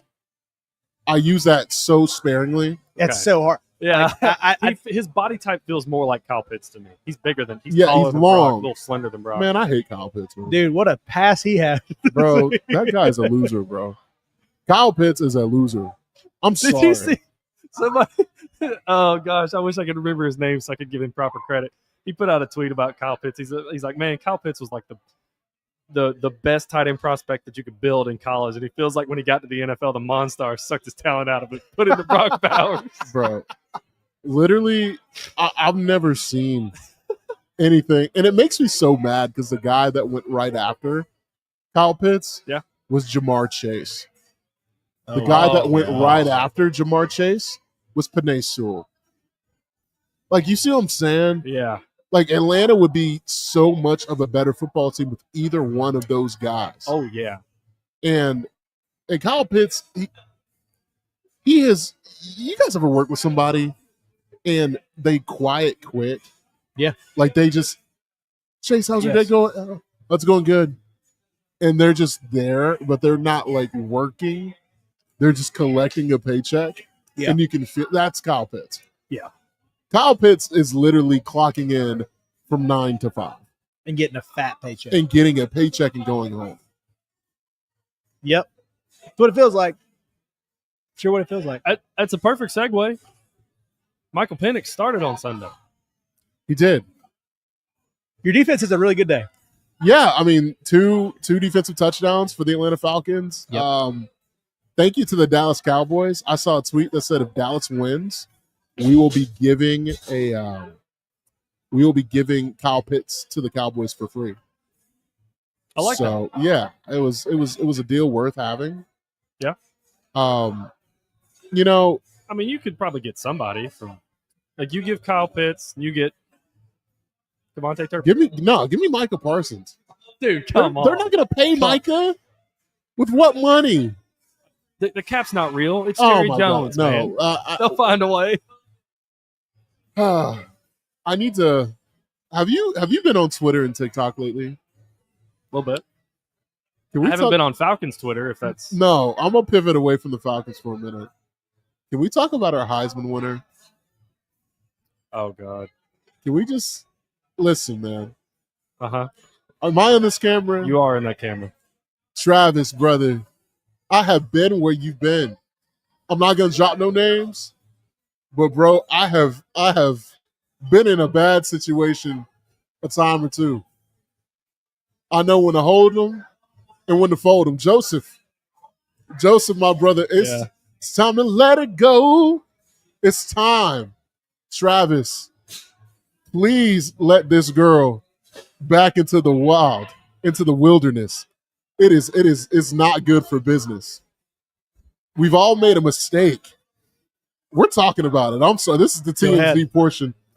Travis, she's not there for you. And Shador, I'm looking at you crazy. Shador, you're really a bad friend for letting this happen, but we all got to go through one. We all have to go through one that is, we all know is not it, but your boy, as your boy, you're just going to let your boy make a mistake. Never. I was always the friend that would at least say something. Right or wrong. But like, bruh, like the internet has really taken this. Like, I saw a picture of like a guy with her. And it's like, you know, giving her a hug, if you know what I'm saying. And on the back of the shirt, it's the Heisman Trophy. And they're selling this as merchandise on like a Shopify account. Like, it's getting egregious. Travis Hunter deactivated his Instagram. Like, the internet is a horrible place. And I think we're just trying to warn Travis, like, don't do this. You're a nice kid. Like, there are plenty of people that would love Travis Hunter and support him. I mean, have you guys been seeing this on the internet at all? Yeah. Yeah, I've seen some of it. I know Unc called him out. Yeah, man. Yeah. It's weird. It's been kind of hard to avoid seeing it on Twitter. My thoughts were always this. I don't know Travis. I don't know this girl. The internet's weird. Very strange. And the internet's also very good at finding what the internet wants to find. Ultimately, man, my thoughts are Travis is a grown man, and his decisions are his decisions. And again, I don't know him. I don't know this girl. I don't know. I try to be cautious about what I see on the internet because I don't know what's auto-generated, what's AI generated, and what's photoshopped versus what's not. So I'll just say I wish him the best. I wish Travis the best. Yep. This feels like it could not have come at a worse time. Your season just wrapped up. You got a bowl game. You're prepping for the NFL draft. You got your Heisman moment. Yeah, like this feels like it could not have come at a worse time. And it's just unfortunate because, like, to your point, why now? You know, like, it's just like, you know, when he won the Heisman, she didn't stand up. Like, It's weird. why are you taking I guess that's why now. Yeah, That's like- what started all this. his last game, he tried to give her a kiss at the end of his 3-touchdown performance against Oklahoma State. And she's like arguing with him because like he blew a kiss to a cheerleader. It's like, it's Travis freaking Hunter, man. Like, I don't know, guys.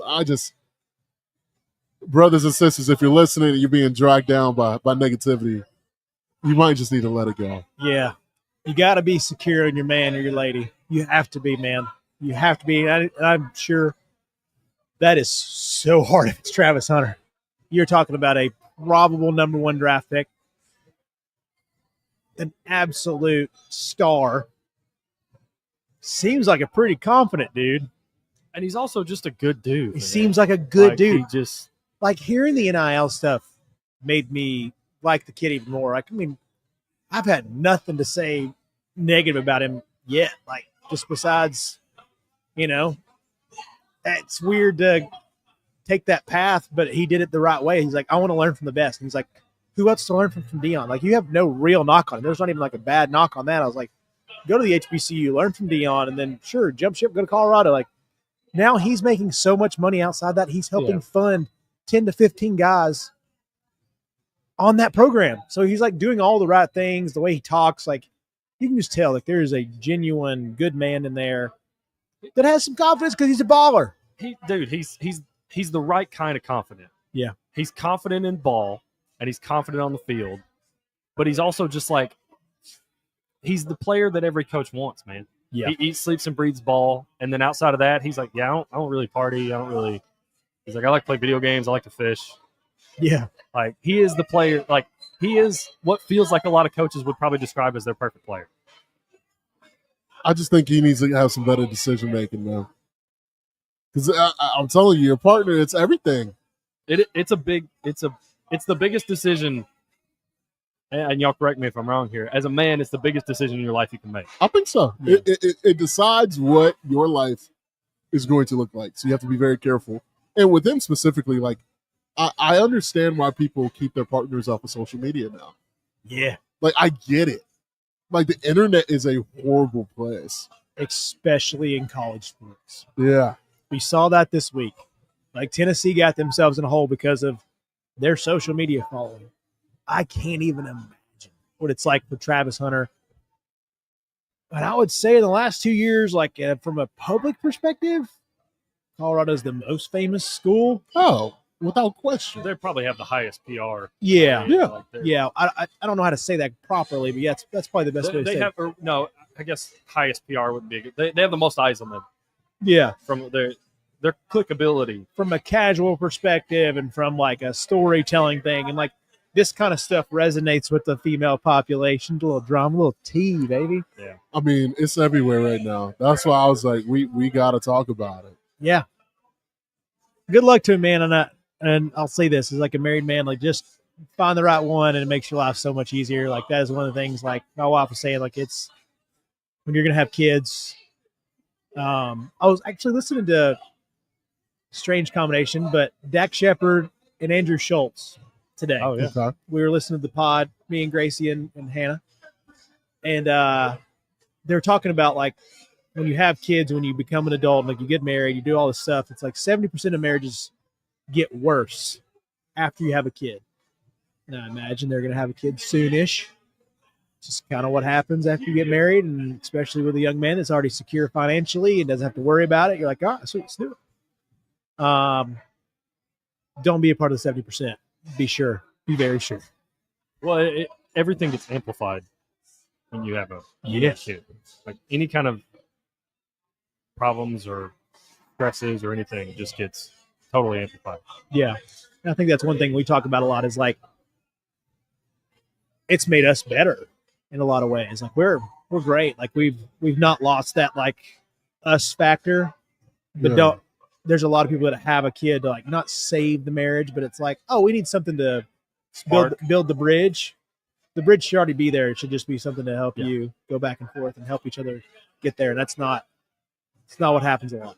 It's not what happens a lot. So I hope, man, if this is bad and it's going to be bad early, you don't want to be the guy getting a divorce, and your public perception is different than all of us. Like, it's a blessing and a curse. Like, it's awesome to be that famous whenever things are going right, but if things go wrong, that's going to look tough, really tough on you.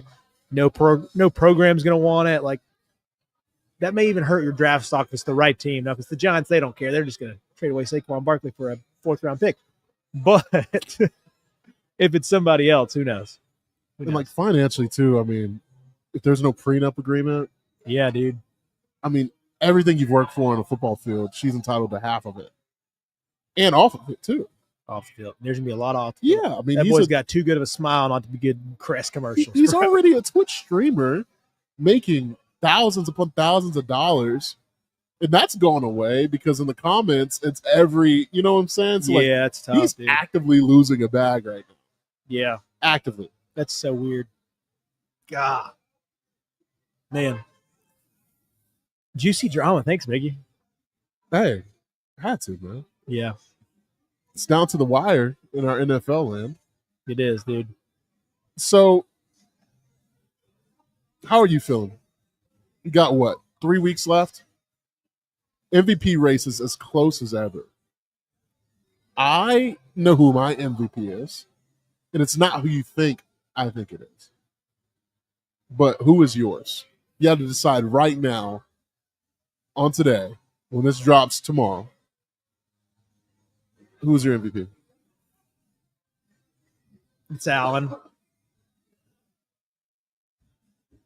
But I think that changed yesterday, actually. He was dog crap yesterday. Yeah. He was really bad against the Patriots. But then it's like the Eagles losing. I don't know. Saquon, I think it might actually be Saquon. And it's hard to say because they still lost. Saquon had a really good game. But Josh has been so electric. Oh, my God, bro. Electric factory, dude. I don't know. This is another one like this is a year you give it to any of the two, or you want to throw Lamar in there 3. I'm kind of okay with, but I think it's Josh about like smidgen. Joseph, I still think it's Josh. You think it's Josh? Yeah, dude. You can have one bad game, and when you've had maybe the 3 best games in a row ever. Yeah, exactly. I mean, 3 touchdowns in the air, 3 on the ground against the Rams. I've never seen no shit like that before in my life. Josh Allen's just having a record year, on and off the field. Shout out to him all. Shout out to God, Allen, his man. poor ex-girlfriend. Shout out to Josh Allen. She's dude. in shambles. Tough look, She's in dog. shambles. But yeah, I still think it's Josh because think about what the Bills would be if they didn't have him, which I know you could probably say the same for like the Ravens and the Eagles. Still have Jalen Hurts. I know Jalen got knocked out of that game, but they have so many weapons. So many. Yeah, I still think it's Josh. I think there's voter fatigue when it comes to Lamar, right? I think you're starting to see. You remember LeBron in like the 2010 through 2016, where he was literally the MVP every year, but like you felt compelled to give it to Derrick Rose. Yeah, you felt compelled to give it to somebody else. To give it to KD. Yep. Like, but you knew it was Bron. You knew it was Braun. It's Lamar, but like I feel compelled to give it to Saquon Barkley. Like Saquon is doing some crazy stuff, and really, it's an honorable mention. Derrick Henry is unreal, and the Tennessee Titans. I'm sorry, I'm about to go here. Y'all are idiotic. It is stupid. I know. I don't know the decision that went into that. We felt it was time to move on. I felt like it was time to move on because I didn't want Derek to be a part of this team this year because I felt like he needs to go do good things.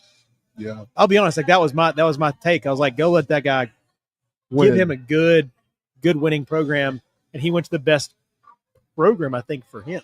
Yeah. I mean, it's crazy. I thought him cutting off his dreads It'd be like Samson cutting off his Cutting hair off his wool. hair.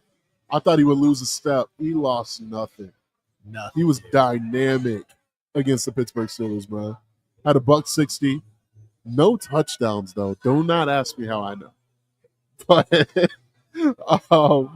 yeah. NT time. Bro, ATT. bro, Mike Evans, and really Drake London has to see me. Drake London has to see me, like, personally. Yeah. But no, give me Saquon. This is the most close MVP race I've ever seen. Right now. Yeah. Right now, definitely. It feels like it's not the exact same because of the positions, but Josh feels like Travis and Saquon feels like Genty. And Lamar, to me, feels a little bit like Shadur because it's like, well, Josh has had so many great games. He feels like he's doing something a quarterback's almost never done. Yeah. Saquon should win it, but it's just hard to give it to a running back. Absolutely. And then the reason I say that about Lamar, it's not the same because they're, obviously Josh and Lamar are on the same team, but I'm saying like because of Derrick Henry's success, it feels like Lamar is getting like votes taken away. Kind of the same thing. Like this is like one of those that if any of these three won, I'd be like, I get it. It's cool. It's cool. Like this is a fun year. Like we've got some dudes on different levels. Like, holy crap. Some years Jared Goff would be running away with this MVP race. Bro, he's playing such good ball. Jared Goff has impressed the hell out of me this year, man. Dude, did y'all see the Boys balling. fake fall down play they ran? Bruh. No, I missed it. Yes. Joseph, go watch this play. It is Ben Johnson drew up a fake fall down, not fumble-rooski. I don't know what you'd call this, but it was a fake fall down play. Yeah, I mean, it's a fake fall down play. And then all of a sudden, Goff gets up and just drops a dime to Laporta. This is great. It's like a fake handoff fall down play. Just go watch it. It'll be up on the YouTubes. Or I've got it on Twitter right now. Yeah. Oh my. You can definitely tell. Like, bro, you can tell it's drawn up. Dude, That's it an looks- intentional play. God, dude, that was looks- so much fun. And was it David Montgomery in the background? Yeah. Or Jameer Gibbs, Jameer Gibbs. that fell with him? Yeah. What Same in time. the hell, dude? I'm telling you, man. You want to know how you've got way too much confidence as a coordinator? That's how. Yeah. Ben Johnson needs to go to Cincinnati like today. Like, If I'm Ben, I'm like, let me go in a ship. yeah, no, go win a ship first, but then like, all right, like Joe, Jamar, let me help y'all boys win something. Yeah. Because like Joe is already dynamic with nothing. That Dude. In Detroit, how I feel is like, you know what? We're not going to see the Bengals like that. They're in the AFC. We don't play them. Only time we'll play them is in a Super Bowl. Is Cincy going to make the playoffs? they have a chance now, right? With Yeah. with the who was it that lost and gave them a chance if they beat the Browns? They beat the Browns, and now they could finish 8-8 and make the playoffs. It was I saw the something chart that the other happened day. yesterday. Yeah, I saw the chart the other day. That basically they can win out and make the playoffs. And somebody has to lose one more game. I think it's the Broncos. I want to say, but I'm No, not. I think that was it. I think if the you're right. Broncos lost to the Chargers, it Yeah. opened the door for the Bengals. Yeah. Let's see. I think that was it. So that's going to be a tough out for anybody. Because Jamar Chase, I mean, he's been the best receiver in football this year. T. Higgins has now found it, which some team is going to overpay the hell out of T. Higgins this upcoming offseason. He feels like he's about to get way overpaid. It is a New England Patriot move waiting to happen. And I hate to say it. Well, he goes to New England. Drake May is looking good, boys. Oh, Drake May's looking good regardless. Looking good, boys. This quarterback draft, like, have y'all been seeing those TikToks? And it like goes through the draft summaries and it puts like a little like skull by like how good it's like an emoji from like how good these drafts have been. This past draft is going to be really, really good. Yeah, and I'm kind of surprised. Drake May, hit. I know Jane it's Daniels. only one game. Mike Penix, hit. Jane Daniels, hit. Bo Nix, hit. Caleb Williams Caleb Williams, I think it's a hit. Needs the right coaching staff. needs the right. Yeah, let this year go figure it out. I'm going to take this year off of him. I don't think it looks great. I think he's a head case. I think he's a little bit of a head case, and I think he's very frustrated. I think he's also had to get weaned out of him the things that he did at USC.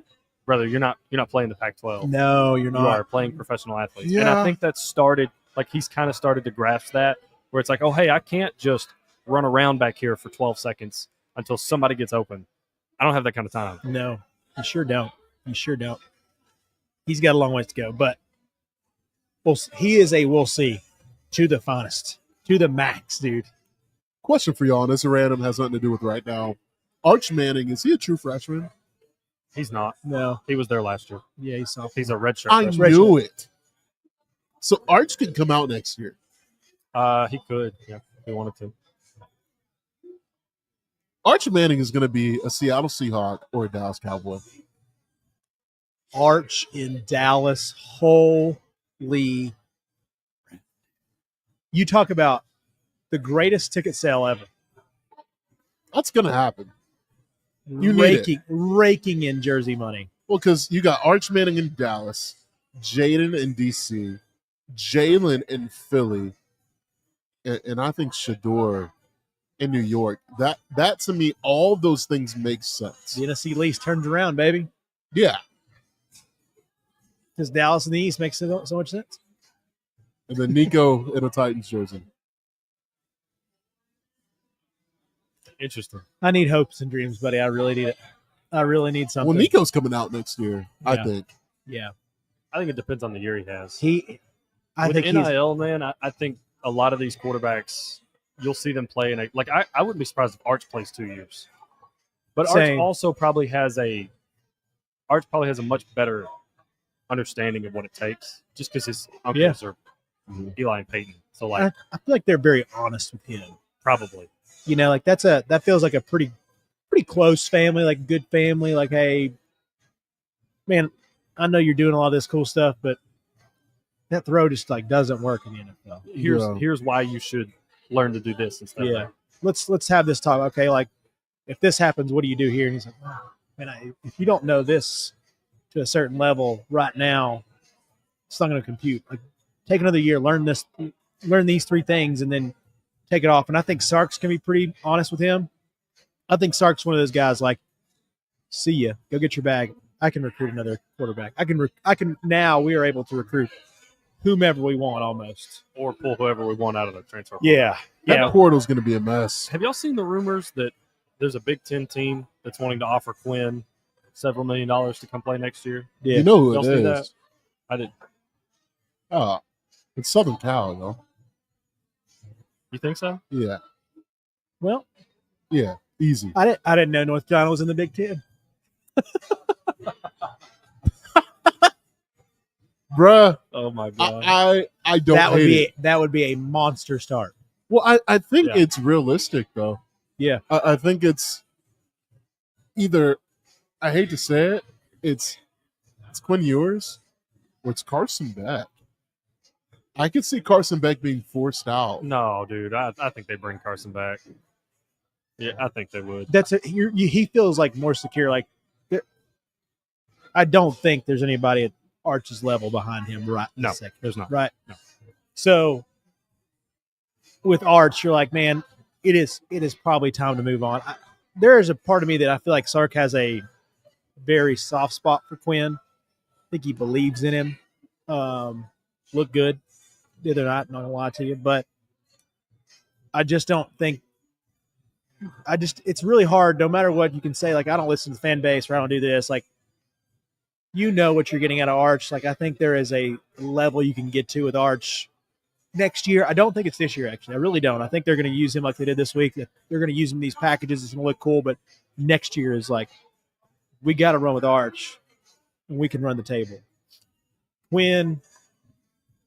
Quinn feels like the perfect guy to start with Belichick. Hey, man, I need to get real NFL training. Let me be a pure superstar. You're going to have no real competition right off the bat. you're going to get transfer guys in pretty quick. I think if Quinn goes, then that just all right. This wide receiver that's kind of in the same spot as Quinn. I need another year, but I need to learn under the best right now.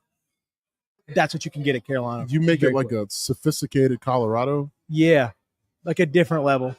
I hate to say sophisticated, but Colorado's not. But it's kind of the same way. You see what I'm saying, though? It's a white Colorado. That's what you're saying. No, that's what it sounded like. But I'm just like, oh, shit. That's what you made it sound like. Oh, no, but it's like, they make their team. Dude, I can't wait for those 6 slot wide receivers to come out there. A bunch of Jim Rats. Bunch of Julian Edelmans, baby. You got 6 Ryan Switzers, man. Yeah. Shoot. Hey, shout out to Ryan Switzer saying at Tulsa. Dude, he was the backup. Well, he was not the backup. He was the interim head coach of Tulsa. 42-17 beat down first game. Tough look, boys. He ain't going to be head coach. Bro, I saw a tweet that said Ryan Switzer is the white people's version of Tavon Austin. Yeah, it felt like it. And I was just like, you know what?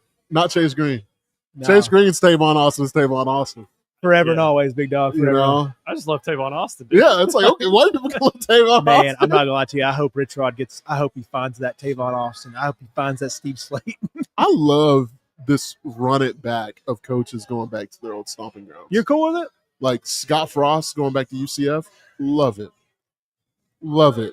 Are they going to win? Probably not. No, probably not. But is he like the right fit for like a UCF? Yeah. I kind of feel like those are sometimes it never felt like this could happen before, but they're making these moves like Rich Rod might be great for West Virginia. Yeah. UCF needs a Scott Frost. Like they're not good enough or bad, I guess, in Rich Rod's. Like he's too good for Jack State. He can coach, bro. But he wasn't ready for Michigan. It didn't work out in Michigan. But Michigan is a weird program, and I'm telling y'all this. Weird. Jim Harbaugh, that's an anomaly, man. That's our word of the day. I've used it twice. Love it. Bro, Jim Harbaugh is a really good freaking coach. Like on all levels. He has had success everywhere. Stanford, check. Michigan, check. 49ers, check. LA now officially, check. Yeah. Jim Harbaugh is an elite football coach. He's up there with Saban to me. For real. Yeah. So. Elite. I'd hold off on putting him with Saban, but he's really good.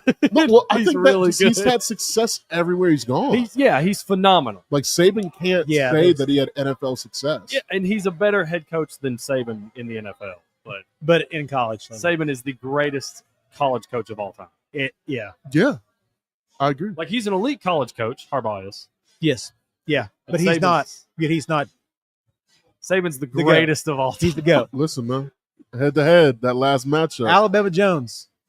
Bro, did y'all see that? Oh, that hat. God. I mean, Nick was kind of salty. Sure was.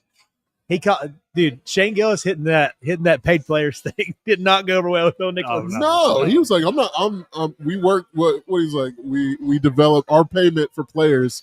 So we had 61 players. Our superpower was our development of players. Yeah. Get him into the league. I'm like, all right. Great. Thanks, Come Nick. on, man. Jeremy Pruitt learned that from somewhere. Yeah, he sure did. Dang, dude. It's been so good. Great game day. It's going to feel weird on Saturday. Yeah, I know, right? It's going to feel weird on Saturday. For sure. Bowl games don't mean as much. Kind of sucks. I'm not going to lie to you guys. Like, I look back and I'm like, man, in college or like even like right out of college when I had so much free time and life was great and it felt like it was great at the time. Like it's like, oh wow, I'm just gonna like sit down and watch bowl games, no matter what they were, all day. Now I'm like, there's so many more things I'd rather do than watch. Can we talk about how BYU and Colorado are playing in a bowl game? I hate that, dude. What should have been a conference game in a bowl game? Yeah. I don't know how. I don't like it. Half the teams are gone. There's some good games on Saturday though. Iowa State plays Miami. Boston College plays But you're Nebraska. not getting any of the good players anymore now. Half the teams transferred. Like, yeah, that's true. They have to. They do postpone the transfer date. The transfer portal should happen after the national championship. Yeah, it needs to be an open season, like beginning on January or February 1st. February 1st. Make it February easy. 1st. You got a Everybody couple of takes a weeks. break. You Yeah. got a couple of weeks post national championship. Get your endeavors in order. But the thing is just that you have semesters that start. You do. You see what I'm saying? That's So the tough part. coursework, The academic the calendar. academic calendar. So I think that you need to make it a really Christmas break. I mean, right now. Oh, but nobody's working. Like that's the thing. Like, that's a part of being a worker in a collegiate program. Like that's kind of one of the things. Like that's the benefit. You work your tail off during these times. Like you're gonna get Christmas off. How hard would it? Okay, I'm gonna go on a tangent here, a little bit of a tangent. How hard would it be? Because most of these guys graduate early, right? Like, how often do you hear about football players graduating in 3 years?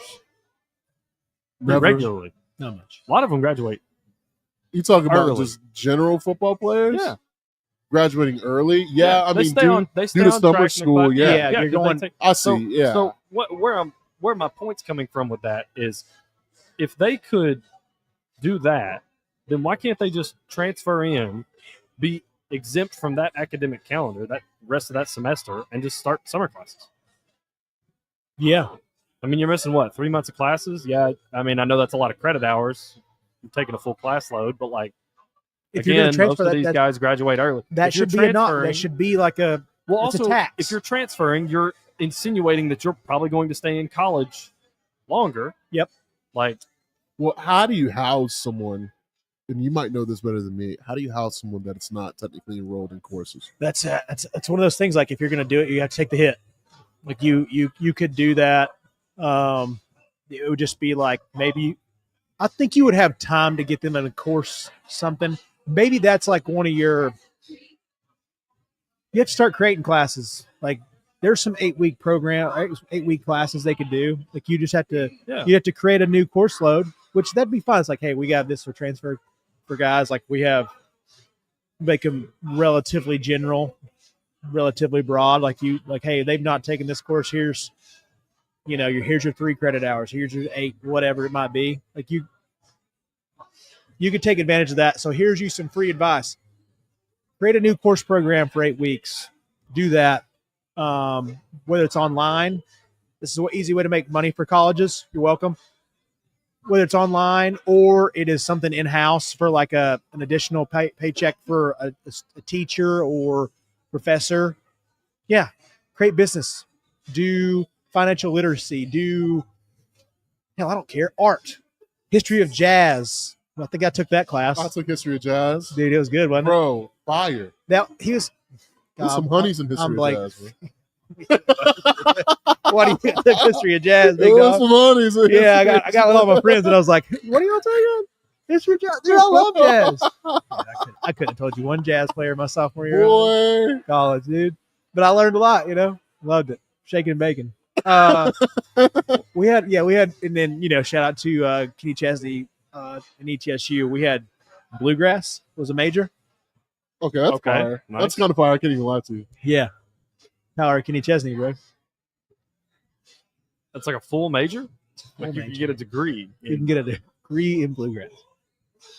You thought art was a bad major, like back in the day. Like if you are a Just gonna reserve my solid but not great bluegrass guy, could you imagine sending your kid to college and be like, No way. you did what? You're gonna learn to pick this banjo, boy. Yeah. I'm not gonna lie to you. I don't think we have much juice on that camera. No. That one's gone. We lost it. You also, My solo camera's gone. We still got Miggy's. I don't know how much juice you got left, Miggy, but I mean, We're creeping up on 2 hours. yeah, we by the are. way. let me give you guys 2 birthdays. We're going to get out of here, man. All right, let's Let's do it. Special holiday edition. All right. This guy turns 31 years old tomorrow.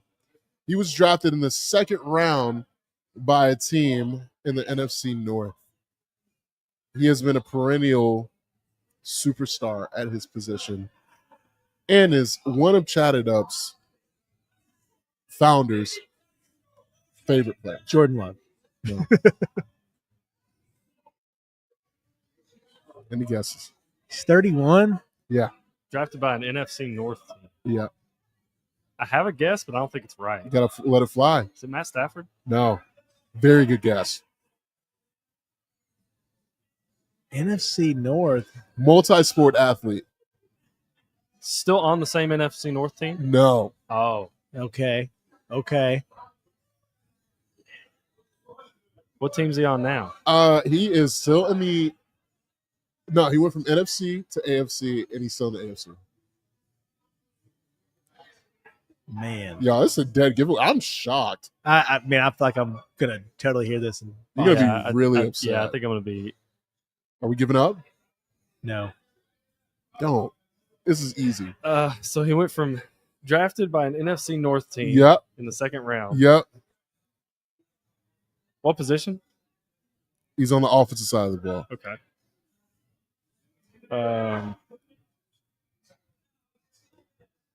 Well, I don't know. I really don't know. It just got spoiled for me. Go ahead. Oh, you saw it? Yeah. It's Devontae Adams, man. Dadgummit. It's easy. Oh no, Yeah. that wasn't it. That wasn't it. What? I think Greg had attempted to reply on Twitter and say the player name, Yeah. and it wasn't right. I thought it was, but it wasn't. What did he say? Right. Jair.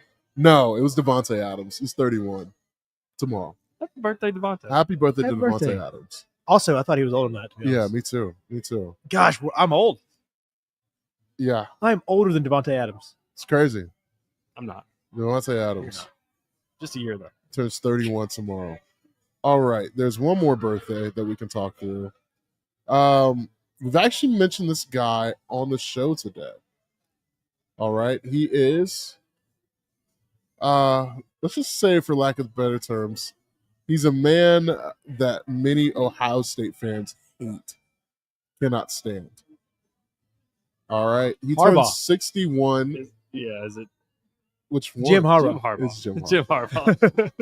It's Jim The Harbaugh. only one. Turning 61 We years don't care about old John up there in Baltimore. today. Wow. Happy birthday, Jim. Happy birthday, Jim. Get you a fresh pair of khakis. Yeah. Yeah. And Pleated. And give Justin Herbert a nice big hug because we know you love him. Yeah. Yeah, he sure man. does. God, it's a football guy to the heart. Khakis. Gotta appreciate just Khakis, good old football bro. guy. Well, boys, I think it's it. Yeah, I think we're time. Yeah. I think we're time. Yeah. Just under 2 hours. Yep. Hour and 57 minutes. Yep. Happy birthday, Jim Harbaugh. Happy birthday, Devontae Adams. Merry Christmas to all you wonderful people out there. Thank you for listening, subscribing, all those fun things. And if you haven't done it, please go do that so we can help this wonderful podcast keep growing. This has been awesome, boys. I think we're going to do another show this week. Not sure where from or how we're going to do it. Probably virtual, but Probably virtual. we'll see you Probably. Thursday. Some of us. I got family obligations, but you boys are going to take over. Yeah. Much love to everybody. Happy holidays to you and your families. We love yous. Celebrate right. Know the true meaning. And however you may celebrate, just enjoy it. Have some good family time.